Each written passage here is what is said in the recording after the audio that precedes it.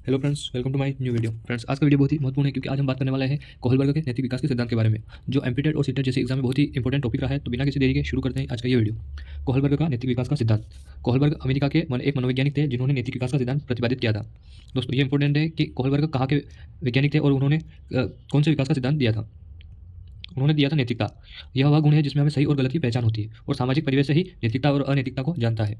उन्होंने बताया था कि नैतिक दुविधा, मोरल डिलेमा, सही और गलत के बारे में निर्णय न लेने की स्थिति को नैतिक दुविधा कहते हैं। नैतिक दुविधा क्या है? सही और गलत के बारे में डिसीजन न लेने की स्थिति को नैतिक दुविधा कहते हैं।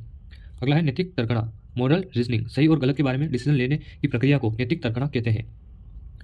आगे है कोहलबर्ग के सिद्धांत की आलोचना किसने की थी? तो वो है कैरोल गिलिगन ने। कैरोल गिलिगन ने कोहलबर्ग के सिद्धांत की आलोचना की थी। उन्होंने तर्क दिया था कि कोहलबर्ग ने अपने एक्सपेरिमेंट में महिलाओं को कम प्राथमिकता दी है जबकि पुरुषों को ज़्यादा प्राथमिकता दी है।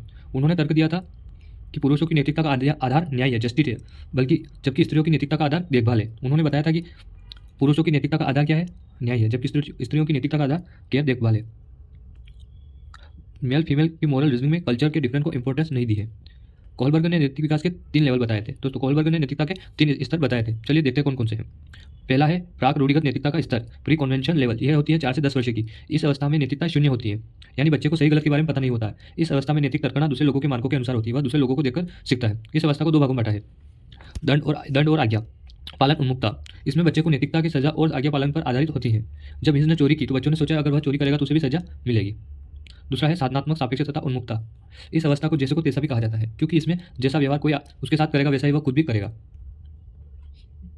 अगली स्टेज है रूढ़िगत नैतिकता का स्तर, कन्वेंशन लेवल। ये होती है 10 से 13 वर्ष की। इस अवस्था में बच्चा दूसरे लोगों के मानकों को अपने अंदर समावेशित कर लेता है तथा उसी के अकॉर्डिंग सही और गलत का निर्णय करता है।